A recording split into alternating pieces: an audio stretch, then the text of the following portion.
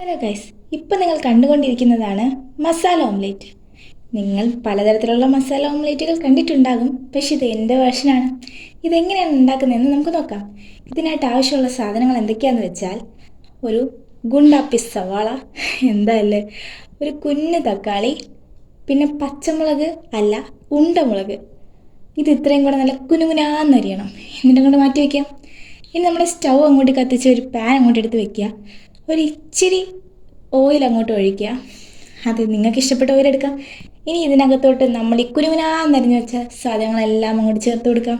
എന്നിട്ട് അങ്ങോട്ട് ഇളക്കുക, മസിൽ പിടിച്ച് അങ്ങോട്ട് ഇളക്കുക. എന്താ, ഇനി പൊടികളെല്ലാം അങ്ങോട്ട് വാരിയിടുക. അങ്ങനെ എല്ലാം ഒന്നും വാരിയിടണ്ട കേട്ടോ. കുറച്ചുപ്പ്, കുറച്ച് കുരുമുളക് പൊടി, കുറച്ച് ഗരം മസാല, കുറച്ച് മല്ലിപ്പൊടി, പിന്നെന്താ, പിന്നൊന്നുമില്ല, ഇത്രയേ ഉള്ളൂ. വീണ്ടും അങ്ങോട്ട് ഇളക്കുക. അങ്ങനെ ഇളക്കി ഇളക്കി ഇളക്കി ഇളക്കി ഈ കാണുന്ന ഒരു പരുവത്തിലെത്തുമ്പോൾ ലോ ഫ്ലെയിമിലാക്കുക.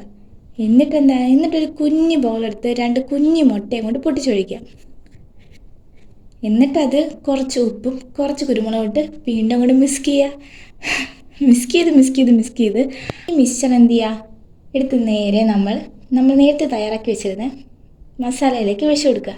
എന്നിട്ട് ഈ കാണുന്ന പോലെ അതിൻ്റെ ഗ്യാപ്പെല്ലാം ഒന്ന് ഫില്ല് ചെയ്തിട്ട് ഒന്ന് അടിഭാഗം വെന്ത് വരാൻ വെയിറ്റ് ചെയ്യുക. എന്നിട്ടെന്താ, ഇനി ഇത് തിരിച്ചിടണം. അതാണ് ടാസ്ക്. മുട്ട പൊടിയാതെ തിരിച്ചിടാൻ പറ്റുമോ സക്കീർ ബായിക്ക്? എനിക്ക് പറ്റും. ഇത്രയുള്ള കാര്യം, ഡിഷ്ക് സിമ്പിൾ. ഇനി എന്താ, ഇനി നമുക്കിത് പ്ലേറ്റിലോട്ട് മാറ്റാം. കണ്ടോ, നല്ല ചൂട് ചോറും മസാല ഓംലേറ്റും. സ്വർഗ്ഗം.